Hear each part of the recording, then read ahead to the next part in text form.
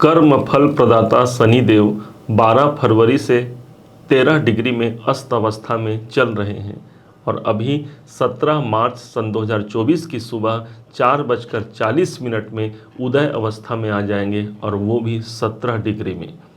माना जाता है जब कोई ग्रह 12 से 18 डिग्री के मध्य होता है उनके पास फल देने की कैपेबिलिटी सबसे अधिक होती है।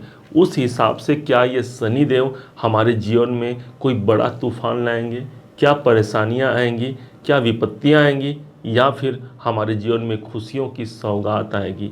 एक ऐसी तूफान आ सकती है जो हमारे जीवन में जितने परेशानी हैं उन सबको उड़ा करके दूर ले जाएगी। आज इस बात को समझने की आवश्यकता होगी, आज इस बात को जानने की आवश्यकता होगी कि अब 1 साल का शनि का कार्यकाल बचा हुआ है आपके सप्तम भाव पर।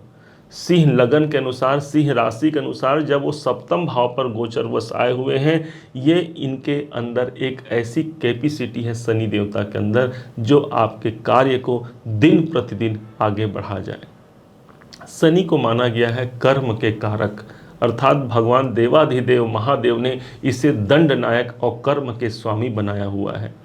जिस भाव पर शनिदेव समाहित होते हैं वह स्थान हमारे कर्मों से जुड़ जाता है। आपके अंदर जो कार्य क्षमता को आगे बढ़ाने की जो पावर है, जो क्षमता है, जो आपके अंदर कैपेसिटी है, वो सब के सब शनि के द्वारा समर्पित है आपको। और आज हम जानने का प्रयास करते हैं कि जो 1 साल का कार्यकाल शनि का बचा हुआ है, मार्च 2025 तक मात्र 1 साल बचे हुए हैं, इस सप्तम भाव पर कैसे इसी समय पर हम उपलब्धियों को प्राप्त कर पाएं या फिर हमारा जीवन उसी तूफान की तरह सब कुछ ले जाएगा। समझिएगा, जानिएगा कि कैसे इसके परिणाम को हम शुभत्व की ओर ले जा सकते हैं, कैसे इसी शनि के द्वारा इसी 1 साल में हम श्रेष्ठ मुकाम को प्राप्त कर पाते हैं। आज इस बात पर चर्चा होगी। शनि जिस स्थान पर है सप्तम भाव, सप्तम भाव वो स्थान हो गया जो दसम भाव से दसम भाव होने के कारण आपके कैरियर का स्थान है, आपके दाम्पत्य का स्थान है और साथ ही साथ यही जो स्थान है आपके व्यापार मित्रों का स्थान है। शनि जिस भाव पर होते हैं वो भाव सबसे अच्छा माना गया है और विशेष बात तो ये हो गई कि ससा राजयोग की स्थिति में शनिदेव हैं। जब केंद्र में शनिदेव स्वराशि अथवा मूल त्रिकोण राशि पर होते हैं, ये ससा नाम का राजयोग दे जाते हैं, तो क्या ये राजयोग आप पर नहीं बनेगा? केंद्र पर विराजमान है। समझिएगा इस बात को। हम अभी आपको एक तकनीक बताने जा रहे हैं जिसके माध्यम से हो सकता है समस्त परेशानियों का अंत ही नहीं बल्कि एक ऐसी सौगात मिल सकती है जो हमारे खुशियों पर 4 चांद लगा सकती है। शनि जिस स्थान पर है वास्तव में देखा जाए तो वो स्थान मेरा कर्म होता है। मुझे यहाँ से जुड़ करके काम करने की आवश्यकता रहेगी। अपने दाम्पत्य जीवन, अपने व्यापार इत्यादि के क्षेत्र में आपको जुड़ना पड़ेगा। वहाँ समझना होगा कहाँ मुझ में कमी है अथवा कहाँ मेरे उस क्षेत्र में कमी है जो मैं काम करता हूँ, कहाँ पर मुझे प्रॉब्लम है। इसको जब आप जान जाते हैं, समझ जाते हैं, उस पर आप ज़्यादा मेहनत कर पाते हैं। यही तो है शनिदेव। शनिदेव को मेहनत बड़ा पसंद होता है, हार्ड वर्क मांगते हैं शनिदेव जो आपके सप्तम भाव पर है। दाम्पत्य जीवन के लिए बहुत अधिक परिश्रम करने की आवश्यकता रहेगी, अपने कैरियर के लिए बहुत अधिक परिश्रम करने की मुझे आवश्यकता रहेगी। जब ये पसीना बह जाता है समझिए शनि को आपने प्रसन्न कर लिया। इनकी जो दृष्टि पड़ रही है सीधे आपके भाग्य भाव पर इनकी तीसरी दृष्टि पड़ रही है, वहाँ से जुड़ करके आप इसका लाभ ले सकते हैं। माना जाता है तीसरी दृष्टि जब शनि की जिस स्थान पर होती है वहाँ हमें हार्ड वर्क करने की आवश्यकता होती है। भाग्य उन्नति के लिए देख लीजिए आप, पिछले साल से शनिदेव चल रहे हैं आपके सप्तम भाव पर। भाग्य उन्नति के लिए निरंतर आप प्रयास जारी रखे हुए हैं, फिर भी वो एक विकल्प निकल करके सामने नहीं आ रहा है जिसके हम इंतजार में बैठे हैं। यही तो है शनि का कार्य। वो इतना तपाते हैं, इतना तपाते हैं, जब तक उस सोने में निखार ना आ जाए तब तक वो तपाते हैं। यही शनिदेव का एक सबसे बड़ा प्रयास है जो आपके जीवन में ला करके खड़ा कर दिए हैं। भाग्य स्थान नवम भाव पर शनि की दृष्टि का होना आपके पिताजी से आपको जोड़ता है। इस समय पर पिताजी से वैचारिक वैमनस्य भी संभव है। जो सीनियर हैं, जो बॉस आपके हैं, जिनके संग आप काम कर रहे हैं, उनके संग संग भी ये जो हमारे वैचारिक वैमनस्य को बढ़ा देते हैं शनिदेव, ताकि आप वहाँ से जुड़िए और अधिक मेहनत करके, अधिक परिश्रम करके आप उसमें सफलता को प्राप्त कीजिए। ये शनिदेव का एक सबसे बड़ा पर्याय होगा जो अभी आपको हमने सुनाया। नवम भाव को जागृत करने के लिए, भाग्य को जागृत करने के लिए धर्म के प्रति आपकी आस्था प्रबल हो जाती है। शनिदेव को आपने शुभ जागृति पर ले आए।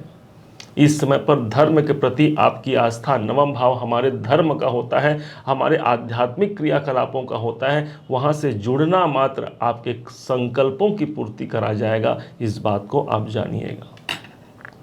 ये जो नवम भाव है आपके पिताजी से आपको जुड़ने को कहता है। वहाँ से जुड़ करके यदि इस दुनिया में नहीं भी हैं तो उनका आशीर्वाद, उनका जो एक पॉजिटिव वाइब्रेशन है सदैव आपके संग संग बना हुआ है, उनके साथ आप जुड़ सकते हैं। अमावस्या तिथि को उनके नाम से दान अर्पण करना आपके इस शनि के भाग्य भाव पर जो दृष्टि है उसको प्रबल बनाएगा।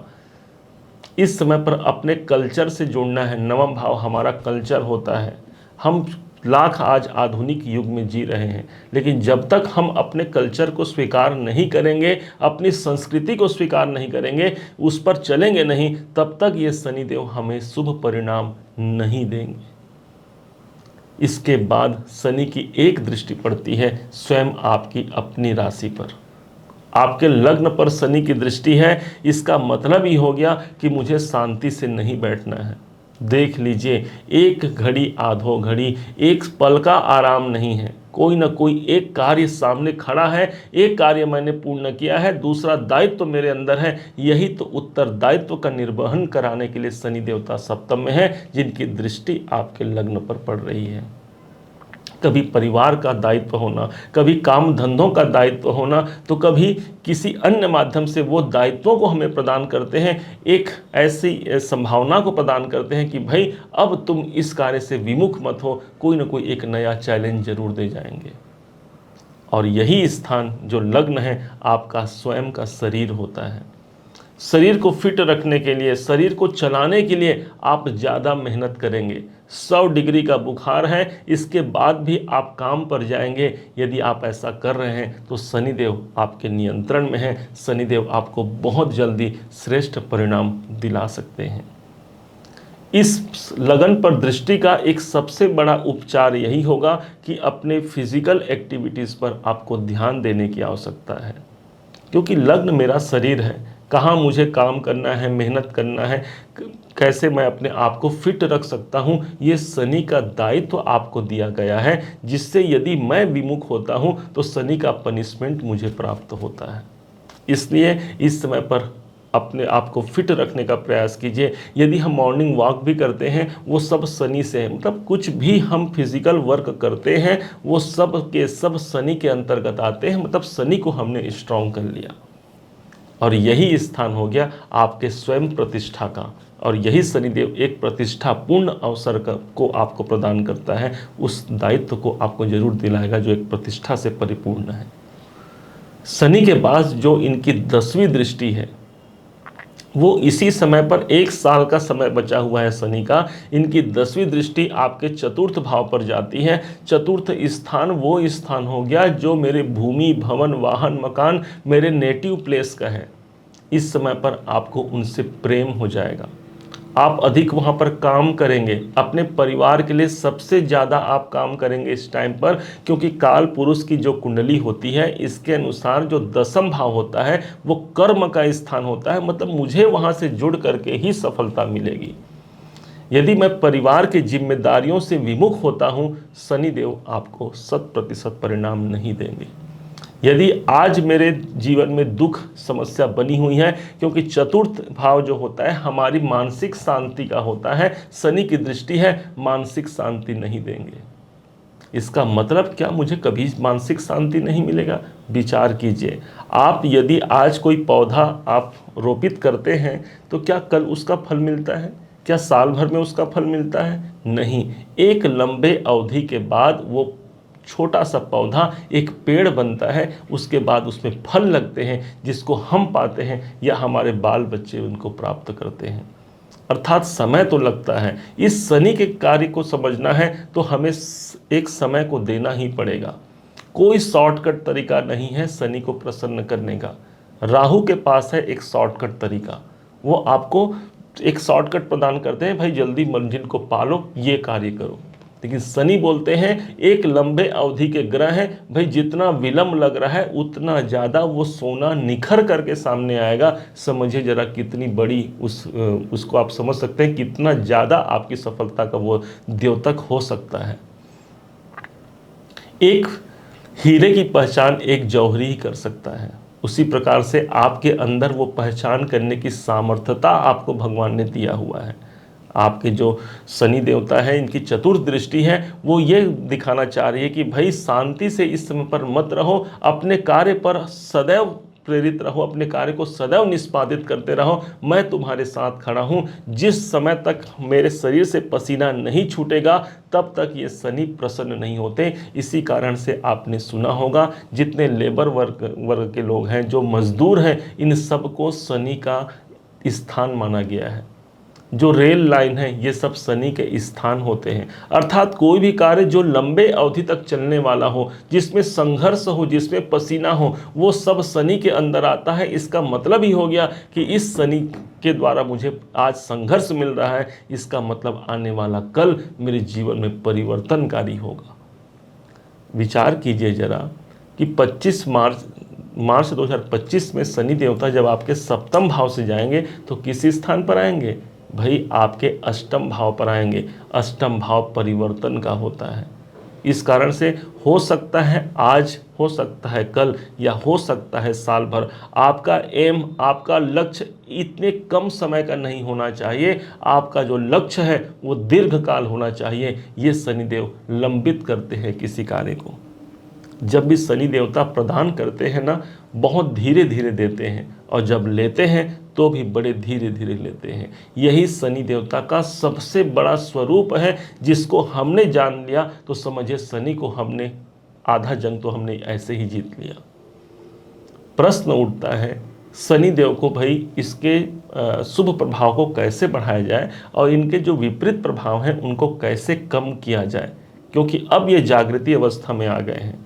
जिस प्रकार से हम सो करके उठते हैं, हम एक झपकी लेने के बाद उठते हैं, कितना रिफ्रेश महसूस होता है, हमें किसी कार्य के प्रति हमारी चेष्टा बल बढ़ जाती है। ठीक इसी प्रकार से शनि के अंदर वो बल बढ़ गया है।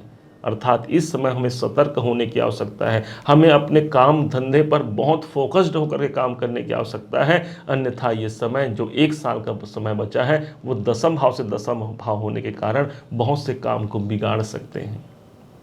वास्तव में देखा जाए तो शनि को प्रसन्न करने का कोई शॉर्टकट तरीका नहीं है। एक मजिस्ट्रेट को क्या किसी प्रकार से रिश्वत की आवश्यकता होती है? क्या एक मजिस्ट्रेट, एक न्यायाधीश को हम कोई घूस दे सकते हैं कि भाई ये उपहार पकड़ो और मुझे आप बख्श दो? नहीं, कभी नहीं।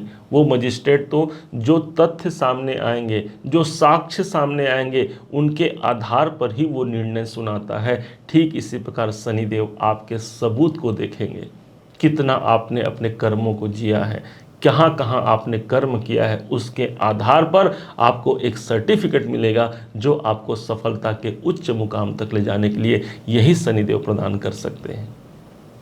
एक बार ये शनिदेव हनुमान जी महाराज पर दृष्टि कायम किए। शनि देवता के मन में ये कामना आ गई कि मैं सभी देवी देवताओं और जो मानव, इन सब पर मैं अपना प्रभाव डाल सकता हूँ, तो क्यों न हो हनुमान जी पर डालूं। और इसी बात को सोचते हुए शनि देवता ने जब दृष्टि प्रदान की हनुमान जी को, कुदृष्टि से देखा, हनुमान जी महाराज क्रोधित हो गए और उन्होंने अपने पूंछ पर शनिदेव को बांध दिया और घसीटते घसीटते पूरा 3 लोक 14 भुवन में उन्हें घसीटने लगे। शनि देवता का सारा अंग छिल गया, त्राहिमाम प्रभु करने लगे। शनि देवता ने कहा कि हे हनुमान जी महाराज, हे भगवान शिव शंकर के 11वें रुद्र अवतार हनुमान जी महाराज, मैं आपसे वंदन करता हूँ, आप मुझे छोड़ दीजिए। हनुमान जी महाराज ने शर्त लिया कि तुम मुझसे वादा करो कि जो मेरा भक्त है उसे तुम कभी त्रासित नहीं करोगे। शनि देवता ने कहा कि प्रभु मैं ये स्वीकार करता हूँ, मैं वरदान देता हूँ सभी जनों को जो हनुमान चालीसा का पाठ करता है, जो उनका स्तवन करता है, जो सुंदर कांड का पाठ जिस घर में होता है वहाँ सब कुछ सुंदर सुंदर ही होता है, अर्थात वहाँ पर अकाल मृत्यु, भय या बाधा की स्थिति नहीं रहती। जो 7 बार पाठ कर कोई, छूट ही बंदी महासुख होई। ये जितने बंधन हैं, जितने जो कष्ट हमारे जीवन में हैं, उन सभी कष्टों का निराकरण एकमात्र हनुमान चालीसा से संभव है। तो क्यों न हो हम हनुमान चालीसा का पाठ करें। इससे हनुमान जी की कृपा तो मिल ही गई, साथ ही साथ इस शनि देव की कृपा को भी हमने प्राप्त कर लिया।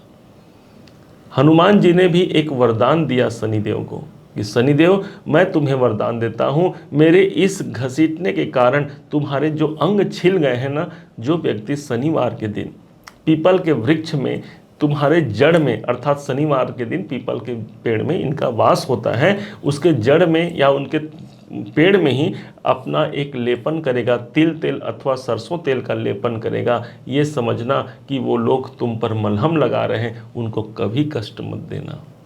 शनि देवता ने स्वीकार किया और तब से लेकर के आज तक हम शनिवार के दिन पीपल वृक्ष की पूजा करते हैं, उनको देख रेख करते हैं, उनके आसपास यदि कोई गंदगी उसकी सफाई भी आप कई लोगों को करते हुए आपने देखा होगा। इसका अभिप्राय ही यही है। पीपल में दीपक प्रज्वलित करने का अपने आप में एक बहुत ही अच्छा प्रतिफल देखा गया है। ये सब कार्य कीजिए और इस शनि के द्वारा पूरे अभी 1 साल का जो कार्यकाल है इसमें खूब तरक्की कीजिए, खूब उपलब्धियों को प्राप्त कीजिए।